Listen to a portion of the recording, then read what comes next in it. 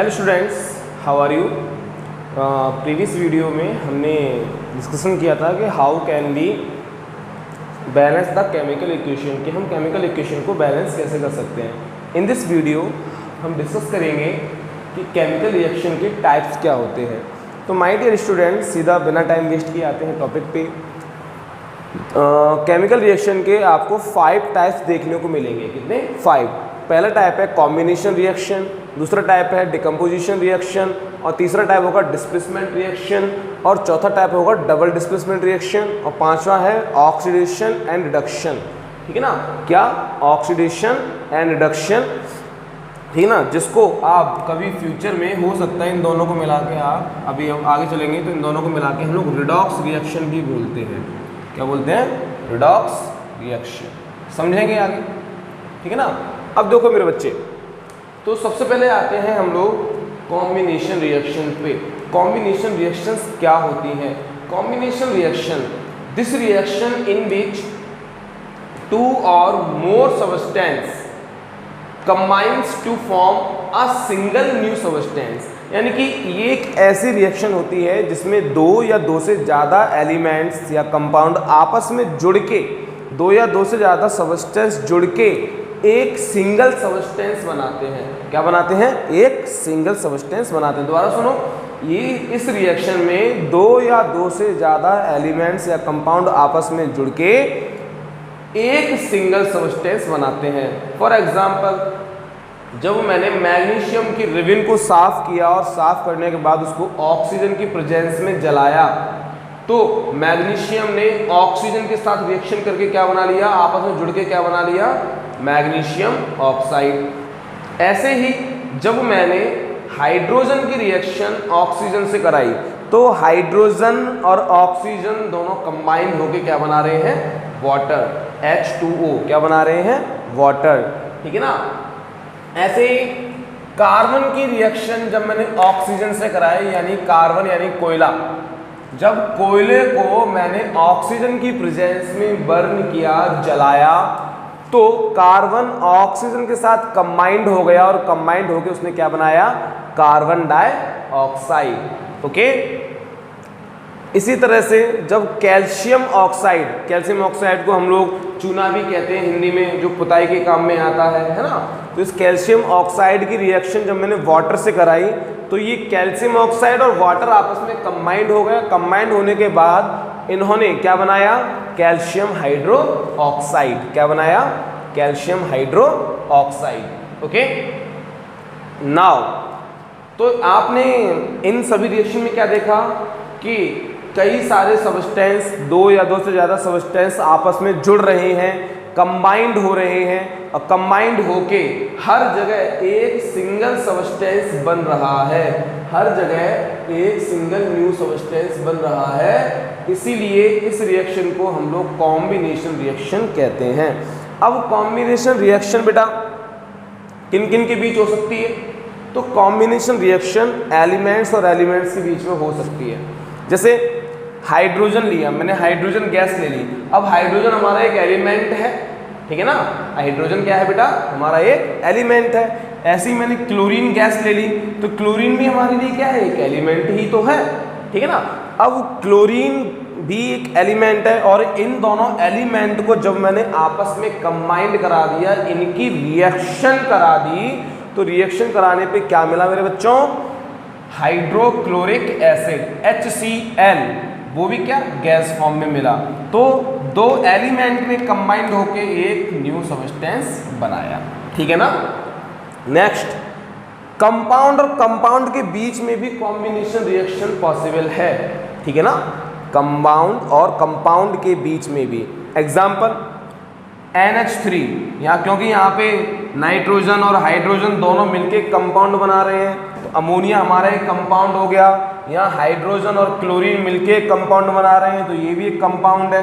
ठीक है ना? तो ये अमोनिया और हाइड्रोक्लोरिक एसिड, ये दोनों कंबाइंड हो रहे हैं, दोनों गैस फॉर्म में हैं, दोनों कंबाइंड हो रहे हैं, दोनों कंपाउंड कंबाइंड हो रहे हैं, और दोनों कंपाउंड कंबाइंड होकर क्या बना रहे हैं? अमोनियम क्लोराइड, जो कि सॉलिड फॉर्म में है। किस फॉर्म में है?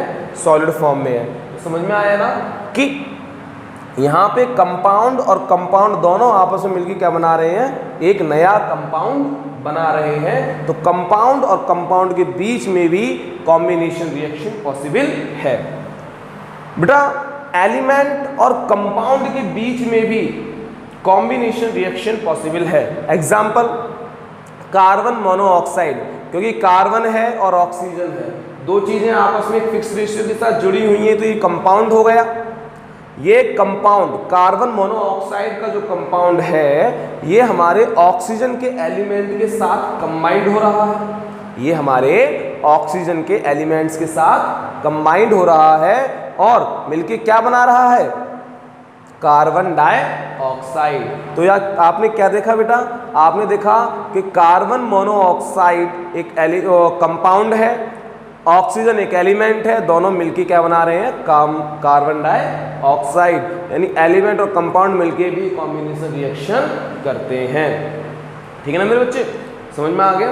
नेक्स्ट देखो बच्चे, कभी कभी एग्जाम में क्वेश्चन पूछ लिया जाता है कि जब आपने चूने को पानी में मिलाया, ठीक है ना, घर पे पुताई करते हैं तो पुताई करने के लिए क्या करते हैं हम लोग, चूने को पानी में मिला के उसको अच्छी तरह घोल के फिर उसकी वाइट वॉशिंग करते हैं। तो जिस समय हम पुताई करते हैं उस समय तो दीवारें चमकती नहीं हैं, लेकिन 2 या 3 दिन बाद वो दीवारें बहुत अच्छी तरह से चमकने लगती हैं। ऐसा क्यों, ये क्वेश्चन पूछा जाता है एग्जाम में, कई बार पूछा गया है।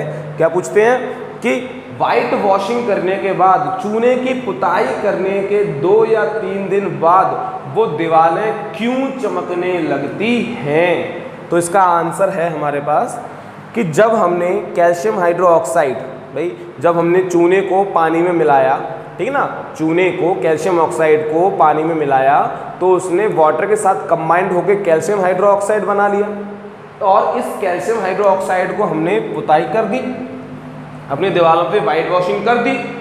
अब बेटा ये जो कैल्शियम हाइड्रोक्साइड है ये रिएक्शन करता है किससे, हमारे एटमॉस्फेयर में जो कार्बन डाइऑक्साइड प्रेजेंट होती है उससे। ये वो कैल्शियम हाइड्रोक्साइड हमारे एटमॉस्फेयर के कार्बन डाइऑक्साइड के साथ रिएक्शन करेगा और रिएक्शन करके क्या बनाएगा, कैल्शियम कार्बोनेट। क्या बनाएगा, कैल्शियम कार्बोनेट। और यही कैल्शियम कार्बोनेट एक शाइनिंग लेयर दीवार के ऊपर ले आती है, ठीक है ना। यही कैल्शियम कार्बोनेट एक शाइनिंग लेयर हमारे दीवार के ऊपर ले आती है जिससे हमारी दीवार बहुत अच्छी तरह चमकने लगती है। ठीक है ना, समझ में आया ना। नेक्स्ट टॉपिक है डिकम्पोजिशन रिएक्शन। डिकम्पोजिशन रिएक्शन क्या होता है, those reaction in which a compound split up into 2 or more simpler substance are known as decomposition reaction।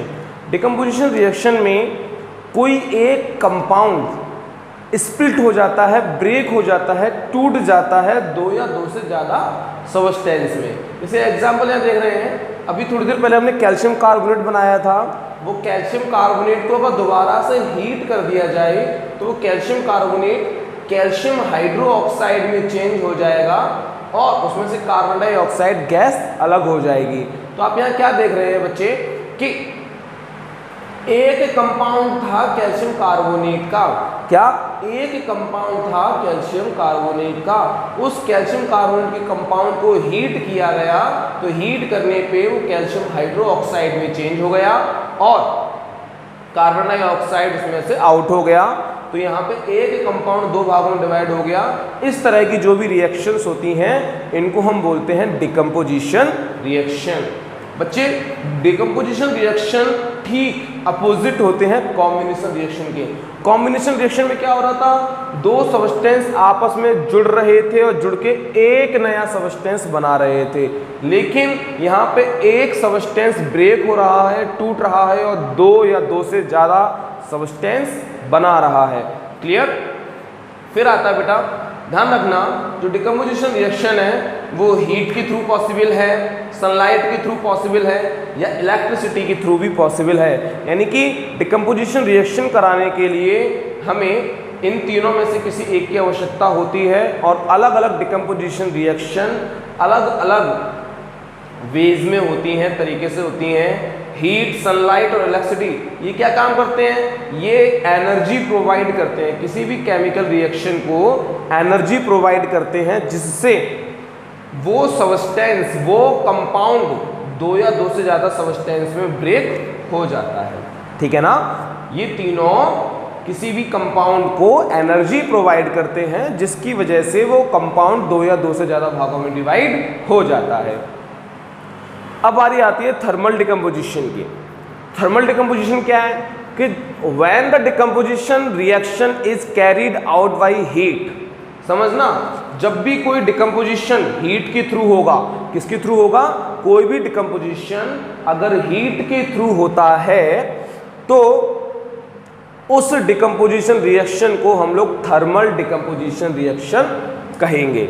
Example, यहाँ पे पोटेशियम क्लोरेट है हमारा KClO3, पोटेशियम क्लोरेट, ये सॉलिड फॉर्म में है। अगर इसको मैंने किसी भी चाइना डिश के ऊपर रख के और नीचे से हीट कर दिया तो हीट करने पे ये KClO3 यानी पोटेशियम क्लोरेट पोटेशियम क्लोराइड और ऑक्सीजन में चेंज हो जाएगा।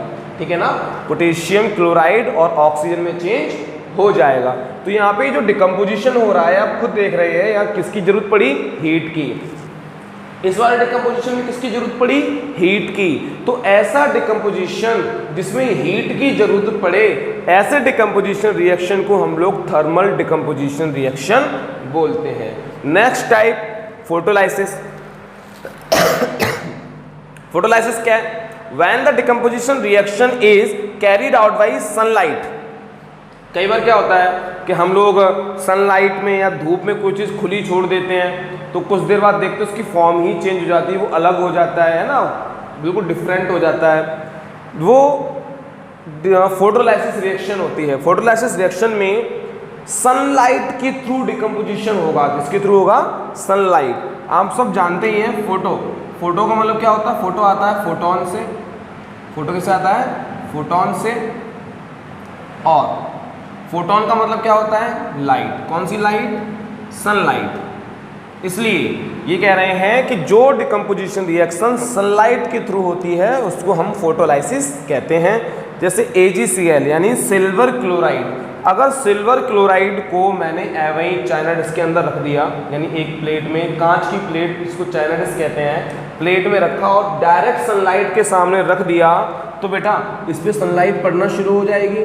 और जिस पे सनलाइट पड़ेगी तो बेटा आप क्या देखेंगे कि प्योर सिल्वर हमारे पास रह जाएगी और जो क्लोरीन गैस है वो क्लोरीन गैस डिकम्पोज होके एयर में चली जाएगी, एटमॉस्फेयर में चली जाएगी। तो ये डिकम्पोजिशन किसके थ्रू हुआ? ये डिकम्पोजिशन हुआ बेटा सनलाइट के थ्रू। इसीलिए इसको फोटोलाइसिस डिकम्पोजिशन रिएक्शन बोलते हैं। नेक्स्ट टाइप है इलेक्ट्रोलाइसिस। इलेक्ट्रोलाइसिस समझ में आ गया होगा already. The decomposition reaction take place by electricity. वो डिकम्पोजिशन रिएक्शन जो इलेक्ट्रिसिटी के थ्रू होती है, ऐसे डिकम्पोजिशन रिएक्शन को हम इलेक्ट्रोलाइसिस या इलेक्ट्रोलाइटिक डिकम्पोजिशन कहते हैं। ठीक है ना? जैसे मैंने क्या किया, एक कांच का जार लिया और उसके अंदर NaCl सॉल्यूशन यानी सॉल्ट सॉल्यूशन, नमक का पानी डाल दिया। अब मैंने क्या किया, एक बैटरी ली, एक बैटरी में दो क्या किए, इलेक्ट्रोड लगाए, एक कैथोड लगाया, एक एनोड लगाया। ठीक है ना? और इलेक्ट्रिसिटी कर दी चालू। तो हम सब जानते हैं कि जैसे ही इसमें इलेक्ट्रिसिटी चालू होगी तो एनर्जी प्रोवाइड होगी और एनर्जी प्रोवाइड होने से Na पॉजिटिव अलग हो जाएगा और Cl नेगेटिव अलग हो जाएगा। और क्योंकि हमारा कैथोड पॉजिटिव चार्ज रखता है तो Cl नेगेटिव कैथोड पे गैदर होगा, इकट्ठा होने लगेगा और हमारा Na पॉजिटिव चार्ज रखता है इसलिए वो एनोड पे इकट्ठा होना शुरू हो जाएगा। ऐसे इसमें क्या होगा कि क्लोरीन और सोडियम दोनों स्प्लिट हो जाएंगे, अलग अलग हो जाएंगे, डिकम्पोज हो जाएंगे। तो इस रिएक्शन में आप देख रहे हैं कि जो डिकम्पोजिशन हो रहा है वो इलेक्ट्रिसिटी के थ्रू हो रहा है, इसलिए इस तरह की जो रिएक्शंस होती हैं उनको इलेक्ट्रोलाइसिस रिएक्शंस बोलते हैं। ठीक है ना? ऐसे ही अगर वाटर है, अगर वाटर का इलेक्ट्रोलाइसिस किया जाएगा तो उसमें से हाइड्रोजन गैस अलग हो जाएगी और ऑक्सीजन गैस अलग हो जाएगी। अब सर डिकम्पोजिशन रिएक्शन का यूज कहाँ होता है? तो यूज डिकम्पोजिशन रिएक्शन का ज़्यादातर यूज हम लोग मेटल के एक्सट्रैक्शन में करते हैं, यानी जो मेटल्स हमें ओर्स में मिलती हैं या कई सारी ग्रुपिंग फॉर्म में मिलती हैं या इम्प्योर फॉर्म में मिलती हैं, उनको प्योर करने के लिए, उनको एक्सट्रैक्ट करने के लिए, उनको निकालने के लिए हम लोग डिकम्पोजिशन रिएक्शन का यूज़ करते हैं। और उनमें कोई भी decomposition use according to the need, ज़रूरत के अनुसार हम लोग लगा सकते हैं। ठीक है ना। आपको पता है ह्यूमन बॉडी के अंदर भी डिकम्पोजिशन रिएक्शन हो रहा है। हाँ, हम जो खाना खाते हैं उसका जो डाइजेशन है वो डिकम्पोजिशन रिएक्शन ही तो है भाई। फैटी एसिड में चेंज हो रहा है, ठीक है ना। प्रोटीन अमीनो एसिड में चेंज हो रहा है, कार्बोहाइड्रेट सिंपल ग्लूकोज की फॉर्म में चेंज हो रहा है, डिवाइड ही तो हो रहे हैं, स्प्लिट ही तो हो रहे हैं। तो ह्यूमन बॉडी के अंदर जो डाइजेशन है it is also a decomposition reaction. Okay, चलिए अब इसके जो नेक्स्ट टाइप है वो देखेंगे नेक्स्ट वीडियो में, ठीक है ना।